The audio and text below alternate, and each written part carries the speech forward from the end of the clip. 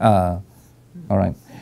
So what are those two major differences between those two schools? Because based on what they say, it's like they are not questioning the method and also the the principle, but the question of interpretation. So in each school, they will do it differently, interpret it differently. Can you kind of give an example how they?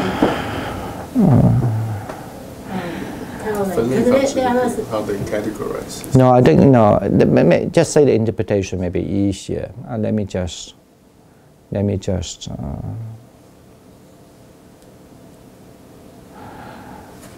There's so many. I'm trying to find one that easier way to explain. All right, maybe for example, okay. I don't know whether that is part of it. When someone become a saint, when they practice, so there's a kind of a list, right? That person, when they practice, they have to be reach this stage and that stage and that stage, right? I think that's a little bit difficult. Let me see what else. Okay, the easier one is that, like Sarvastivada school believe that, that when we say that a dharma means a fact, like when we think, when we what to say? That's some effect. For example, like when I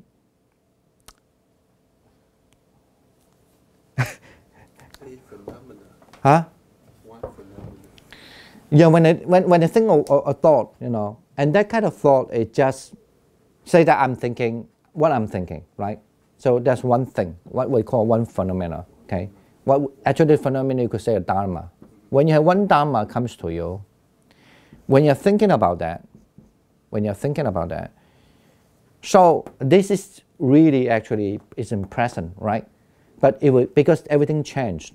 The thought, when you think it goes already, right? To this, like the Theravada, think that when you're able to think that way, this is the real thing, real, right? It's real. You think I'm thinking it's real. But the other school, like he mentioned, like Sautrantika, that based on a sutra called Sautrantika. Okay. Nobody denied that you could think, but the only thing how you understand it. The Sautrantika think that when you think of one thing, he thinks this is not real. Why? Because when you know that you're thinking something, the thing that you're really thinking is gone already. When you look at the moment.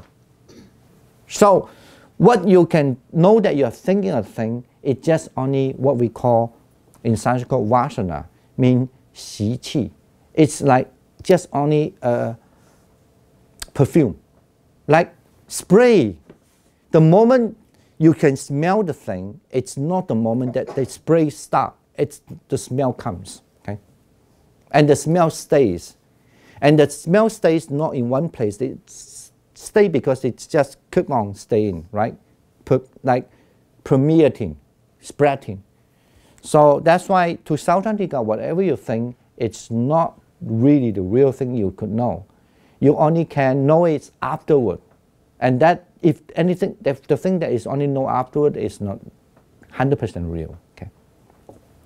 Now the Sarvastivada, that is a big school. He think that when you think of this thing, definitely is real, but the difference is that the real itself not only real now, is real as in the past and in the future. Okay. Get it now? So are there three different... Now, for example, like, yeah, I will give one example, if I'm sorry about that. Yeah. For example, now if I think that, oh, I'm thinking yesterday what I have done, right? So yesterday I drank a coffee, for example. I drank one kind of coffee. Well, to Sautrantika, when you think about the thing that you drank a coffee, it's just definitely, it's just based on that time you knew you drank a coffee and you carry on, right? But to the Theravada, this is nothing to be discussed. Don't think about that. You definitely know, Because your present moment, you really know that you are thinking about yesterday you drank a coffee, you were drinking a coffee. But that's what it just say, that's it, okay? You have the ability to do that. So, but the Sarvastivadi will think, actually, you are able to know that yesterday you're drinking a coffee because this kind of real thing, it carries all the time, okay? You get it now? In other words, mean the Theravada do not really believe that the thing in the past, in the future, have the real essence, real, but only the present. But when you can recognize the present moment as a real thing, then it carry you as a memory. And you could argue that the memory is a real thing too. But the Sarvastivadi thinking is not that simple. They will think that you must understand, if that is real, not just because you know it. For example, if that was the case, how can I know yesterday what you have done? You know, it believes that when people are psychic, have this supernatural power, they could see the other people what they have done in the past, right? Then you need to explain that. If I can see a person, let's say I can see a person, you know, in Buddhist practice, they believe that if you want to, you could see the other person in the past life, right? I want to say past, I don't mean the past life. You could say mean the past. So if you say that you can see the person yesterday, actually, oh, now I know why you get ill, because yesterday you drank a coffee. How? That's not, I was drinking coffee. How do you know I was drinking a coffee, for example?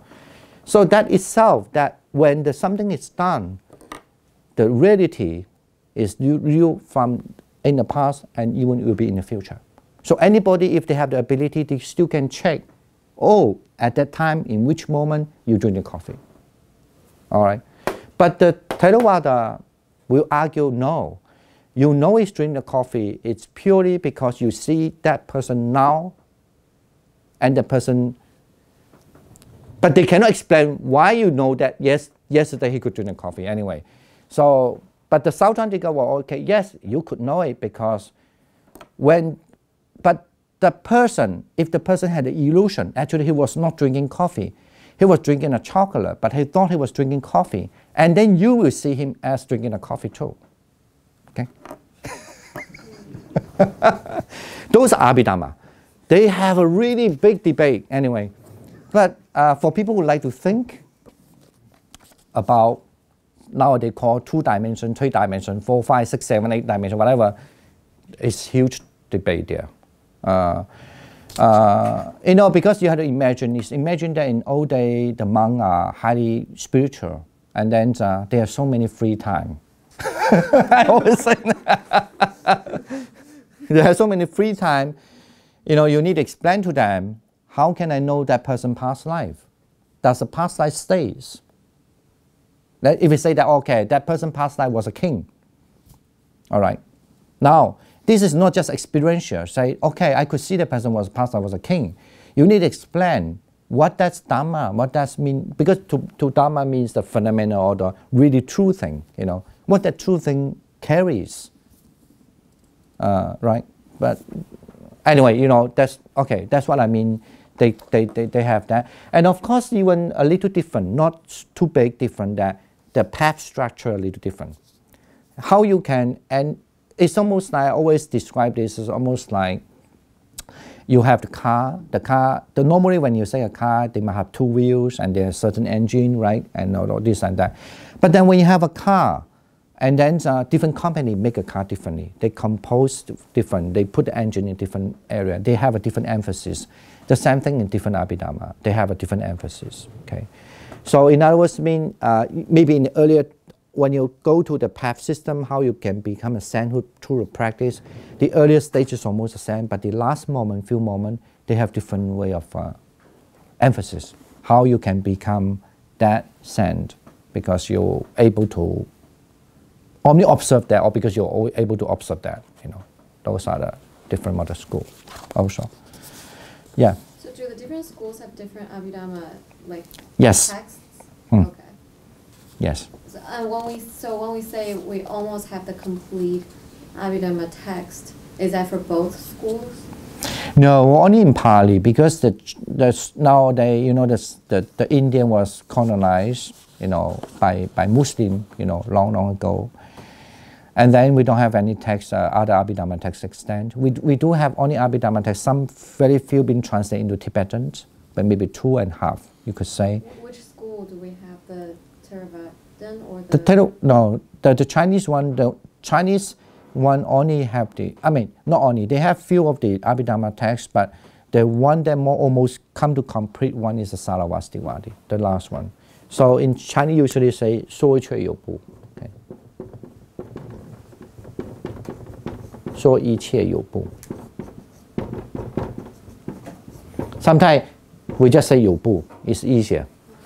They call it that 说一切有部 because they always believe that, as I just mentioned, the Dharma exists all the time. Okay? Even the people, let's say you have attended the Buddha, what you have, even say that a person who attended Buddhahood, and then whatever you have done in the past, the bad thing is still there. The only difference is, it's there, but the switch is completely gone. Not gone. You completely switch it off. For normal people who are not the Buddha or Arahant or so forth, the switch is something on and off, on and off. So that's why, because of that way of explanation also, they need to invent certain term, which you don't find in the Buddhist text. That term like I couldn't say it's not found. It's found in a certain text, but there are little different interpretation, like the pratik apratik means 得跟非得. So, 得, 非得. Okay. When you say 得 or when you say 非得, it just actually, literally, you could just say in the modern term mean you switch it on or switch it off. Okay. Original 得 mean, property mean you gain something. But to the Saravastivadi understanding, let's say today I scold a person. That scolding person is a fact. There's no way to erase it. It becomes a fact there. And this fact, you can only switch it off, that it will not affect your karma. Okay? Or if you switch it on, because you scold a person and you like it, that's why you've been influenced by that like, and then you want to scold people if you have a power, right? So that's why, but to the Buddha, they switch it on already. But it doesn't mean that scolding moment, that arises a bad karma, it's not exist. That's what the Saravastivada. But anyway, then there's a lot of discussion. The Southern Riga don't agree with that. Then they have many, they also have the quote from the Buddhist text say, then why the Buddha say this way? If that's the case. How the Buddha say, your all karma is eliminated. Then that doesn't make sense. That's why then they also have their own argument. That's why Abhidhamma is very complicated to study. Is Okay. Theravada the one that the Theravada school of Buddhism follows? Do those two words have anything to do with each other? Follow these two schools? Theravada and Theravada. Theravada and Theravada, are they the same? Theravada refer to almost like adjective, or you could refer to a group of people, can refer as an adjective, like Theravada text, right? We use that way. But usually din is referred to a person, like these people who are Theravada. Okay. So the Sri Lanka and like Pali school is the Theravada school. They believe in the first type.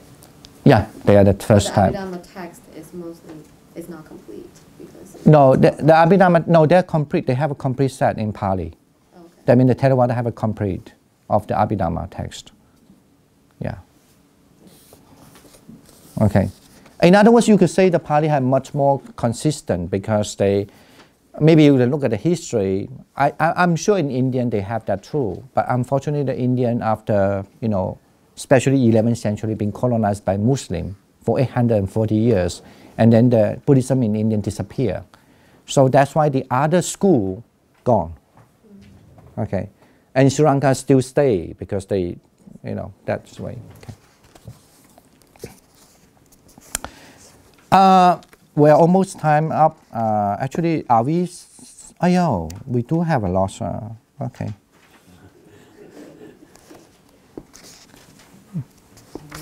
We have a few minutes. Why don't we just open up to the question first, I guess. Yeah. Any questions or any comment also? Or that, okay, the Buddhism is too complicated to study. But then no, today is a little boring. I won't say boring. It's a little, because there's no way you could make the subject more lively when you talk about taxonomy. But it's really, I mean, when you learn Buddhism, so suddenly you must have a very basic understanding. There's Tripitaka and what are they? And then nowadays, if you want to read the Tripitaka, where do you can find this Tripitaka as the so-called earliest Tripitaka? Even though there are lots of controversy about certain things, but for whatever research, that nobody can deny they are the earliest already. I have a silly question. So in the example you gave earlier, like you see someone's past life as a king. What if that person doesn't know he's a king in the past life? So you didn't get that he's a king in the past life from what he believes. Yeah, that's what they say. The Sarvastivada thinks that if he was a king, that Dharma would stay. Right, but that's one of the strong arguments they have. But then this kind of argument, it been definitely, because they have so strong in that opinion, and that's how the Mahayana came up also. Because they were so emphasis on that part, and the Mahayana started to say, whatever you know is empty. That's why the emptiness idea comes. In terms of thought.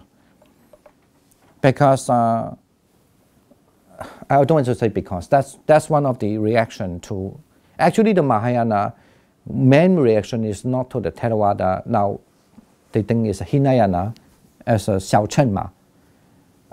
Strictly speaking, their reaction is to Sarvastivada. So whatever they against, disagree, mostly actually all come from a Sarvastivada. So Mahayana doesn't believe in Sarvastivada? No, they still believe in Sarvastivada, but there are so many opinions they don't agree. Okay. Those are the big subjects to study in further. So, but what I want to say, that's why you might know a lot of people learn this thing first. They like to talk this thing, but then they forget the earlier one, how they look at the thing. And now I want to bring that back first. And then they always on that kind of discuss, everything is empty, this is empty, this is empty, that is empty. Okay, before you talk about empty, what is not empty, okay? And how they understand not empty.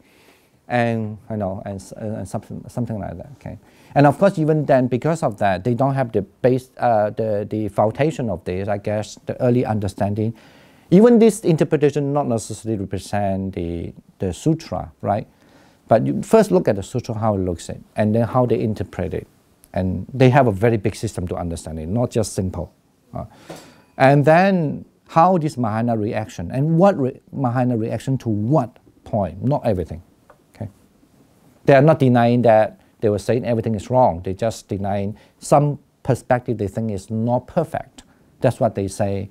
There's a word called 不了义, because they think that 了义 actually is kind of like you can explain it perfectly, or no way you could argue about it. That's why they always say 不了义, because they think they are not explaining it in a perfect way. Do they think that is 不了义? Yeah. They think that, like Madhyamita school, the middle school, I think we're going to read that later also, that they would think that actually the Sarvastivada think that the everything exists, the three periods of time, the past, the present, and future, is 不了义. Yeah. Yes. So let's say the arising of one Dhamma. So that's conditioned, right? Yeah. It's conditioned. So knowing that there's a rising of Dhamma is also conditioned, yeah. Right? So whatever is conditioned will bound to be ceased. Yeah. And then after it is ceased, so you said everything exists, but where does it exist? Everything that is conditioned bound to be ceased. So for back to our example, when someone knows someone's past life, or whatever, knowing a Dharma, and at that moment, because it's conditioned by whatever condition, this Dharma exists, and after that moment, the condition has changed, and then that very Dharma ceased. So where does it exist? No, I mean, to Sarvastivada understand what you said, it agree. There's no dispute about what you said. But the way we understand it, to Sarvastivada understand is, when you say it ceased, it's because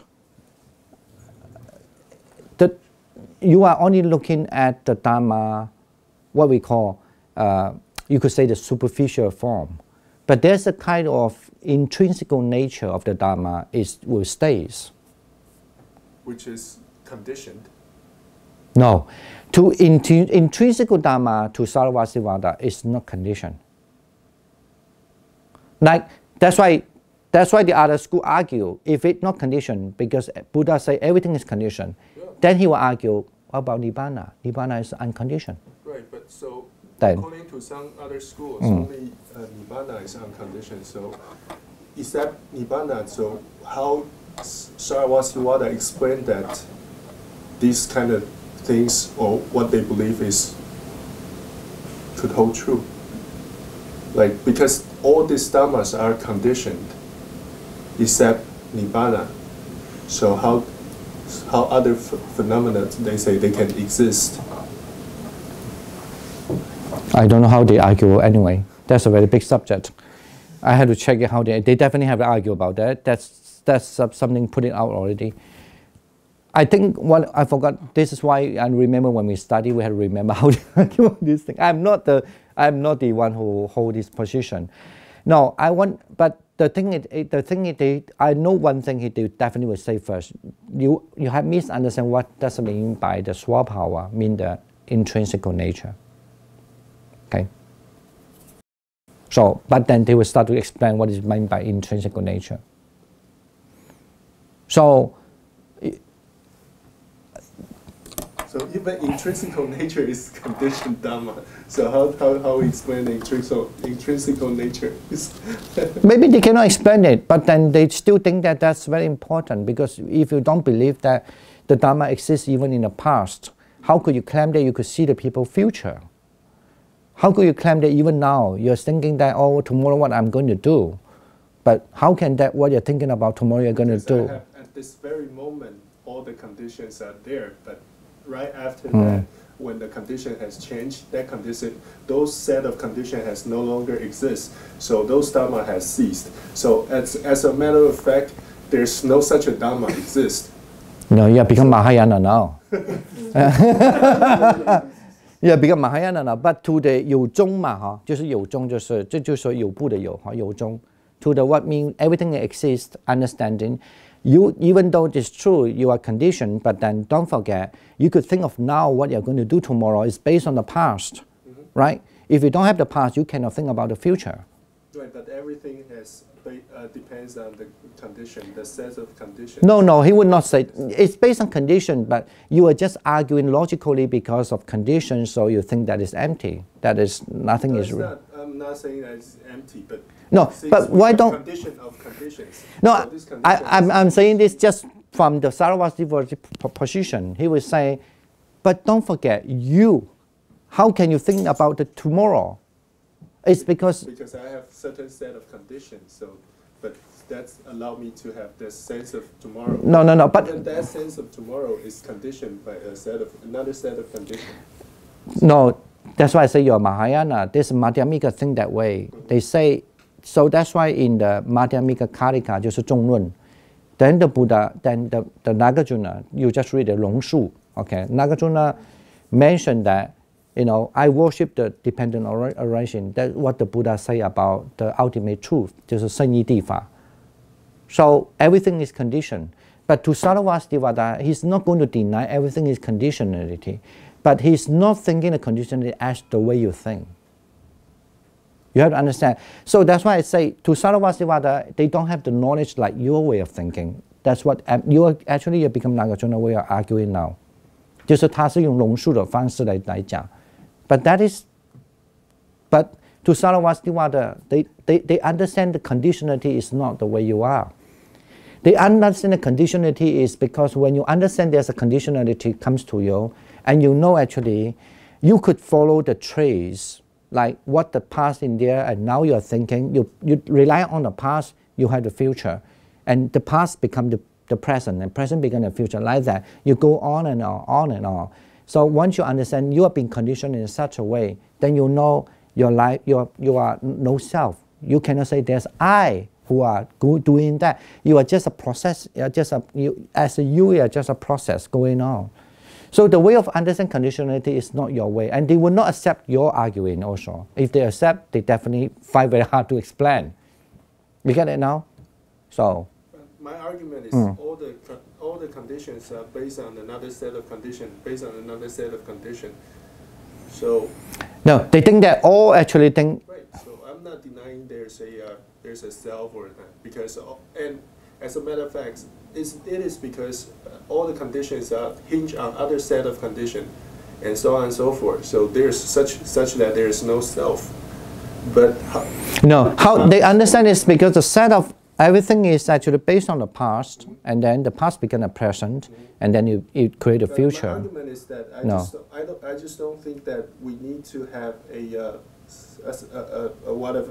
belief that we have to have past, present, and future in order to explain this whole thing. You're right, but that's why these two schools, they are all together 18 schools, but the most famous are these two schools. That's why they attack him. But I mean, this is another story. That's why. But they all still think that no. That's what the Abhidhamma have very. No, you're right. Like your way of thinking, you maybe have because you have listened to the Diamond Sutra, whatever. No, because of Heart Sutra. So you have influenced by the Madhyamika, or I mean the middle, the middle way understanding. But otherwise, you're saying also very like a Theravada. The Theravada do not think that. They say actually the present moment is only real because like you say. All the conditions are there. Yeah. That's why the Theravada also thinking that way. But the Sautrantika also different that way also. Even the present moment was not real, okay? Because the moment that you know you're thinking, the right moment there, that when you have the object in your mind, gone already. So, okay, anyway.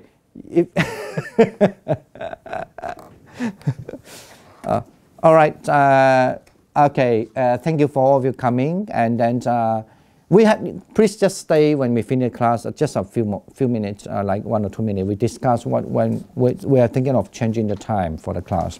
But anyway, so firstly, thank for you coming here. Also have a happy New Year, and then 2017 Happy New Year. So bye bye. I will see you next year. Okay, bye. Thank you.